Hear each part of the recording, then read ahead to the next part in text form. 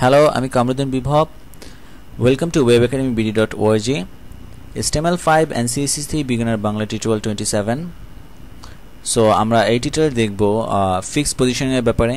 দেন আমি আপনাদেরকে header, main section, ফুটার এগুলো সম্পর্কে সামান্য কিছু ধারণা দেব। সো আমি নোটপ্যাড প্লাস প্লাসে চলে যাই। ওকে, আমি প্রথমে 3টি টিপ নেব।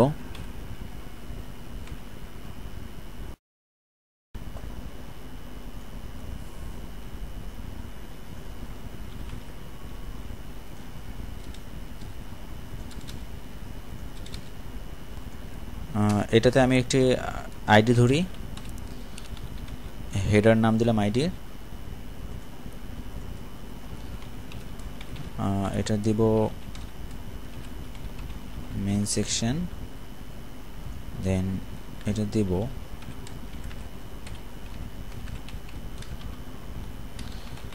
ফুটার,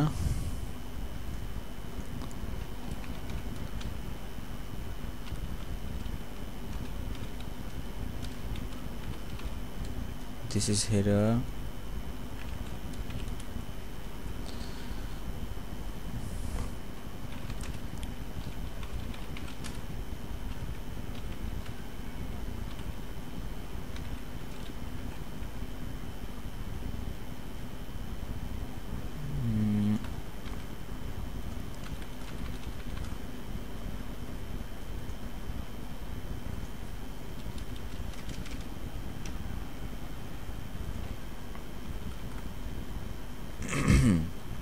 and this is footer. Okay,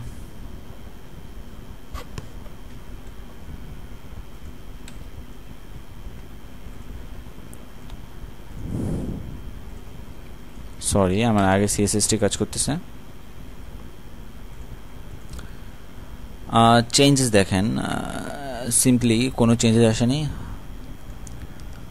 so আমি অ্যাস্ট্রিক চিহ্ন নিই।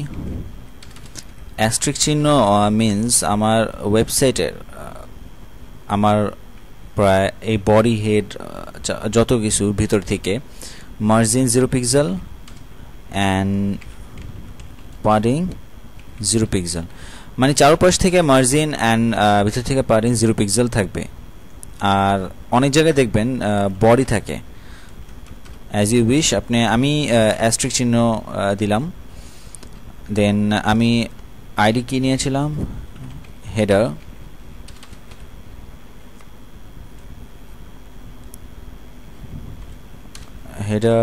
Margin 0 pixel and left right থেকে 10 পিক্সেল,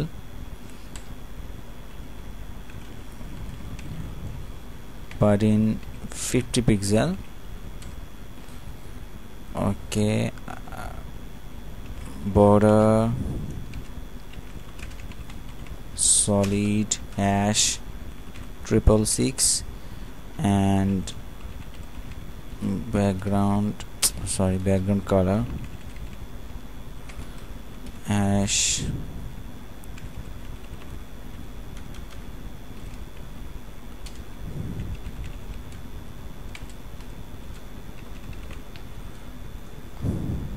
ট্রাই করি আমি।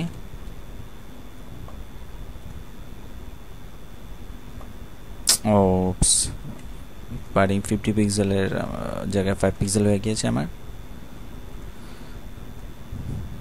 বেটার হয় 20 রাখি, কারণ একটা ওয়েবসাইটের হেডার এত বড় দরকার নেই। দেন কি করেছিলাম, মেইন সেকশন,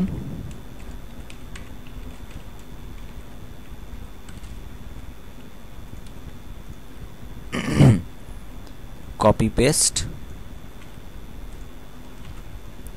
জাস্ট চারপাশ থেকে 10,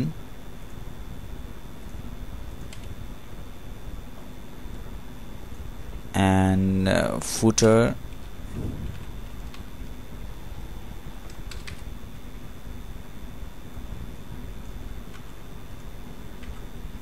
একই জিনিসটা রাখবো। ওকে, সেকশনটা আমি একটু বড় করি আপনাদের বোঝার সুবিধার্থে।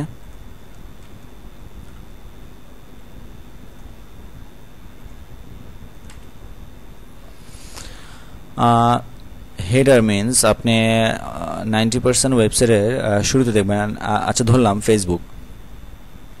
ফেসবুকের উপরে দেখবেন একটি হেডার আছে যেখানে লগ ইন অ্যান্ড পাসওয়ার্ড দিতে বলে, অ্যান্ড ফেসবুক লেখা, ওটাকে বলে প্রত্যেকটা জিনিসের ওয়েবসাইটের উপরে দেখবেন হেডার থাকবে এরকম।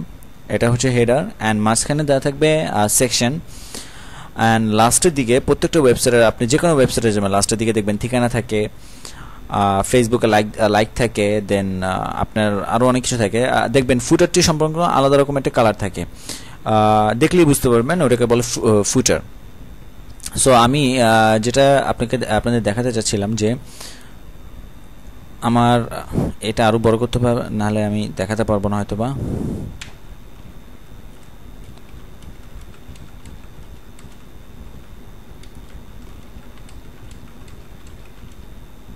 ওকে,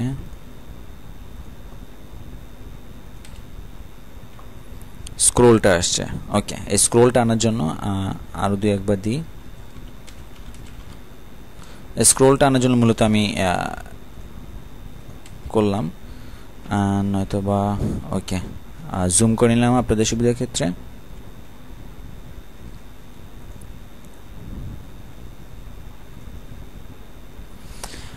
দেখেন বেশিরভাগ ওয়েবসাইটে আমি যখন স্ক্রোল করতেছি আমার হেডারটা ফিক্সড হয়ে থাকে, দেখবেন স্ক্রোল করার পরেও হেডারের জায়গায় থাকে, হেডারটা উপরের দিকে চলে যায় না। সো এটাকে বলে পজিশন ফিক্সড, যে আমি হেডারের পজিশনটা ফিক্সড করে দেব। সো যেটা আমি বলতে চাচ্ছিলাম ওটা আসলে জেকিউরির মাধ্যমে করে বা জাভাস্ক্রিপ্ট ইউজ করে করা হয়। সো আমরা HTML CSS যেহেতু করতেছি, আমরা HTML CSS এর মাধ্যমে করার চেষ্টা করি। সো আমি হেডারের মধ্যে নেব পজিশন,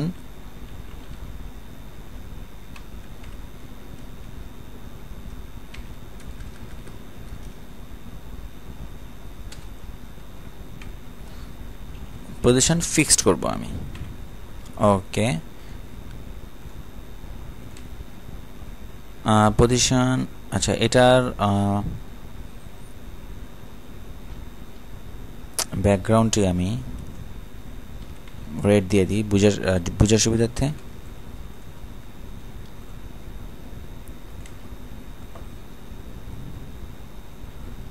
দেখেন আমি স্ক্রোল করতেছি বাট আমার হেডারটি ফিক্সড ভাবে আছে। হেডারটি যেখানে আমি পজিশনটা ফিক্সড করেছি ঠিক ওই জায়গায় থাকবে, যতই আপনি স্ক্রোল করবেন বক্সটি লড়বে না। ঠিক এভাবে আপনি কাজ করতে পারেন। আরেকটি দেখাতে পারি আমি আপনাদেরকে, পজিশন অ্যাবসোলুট।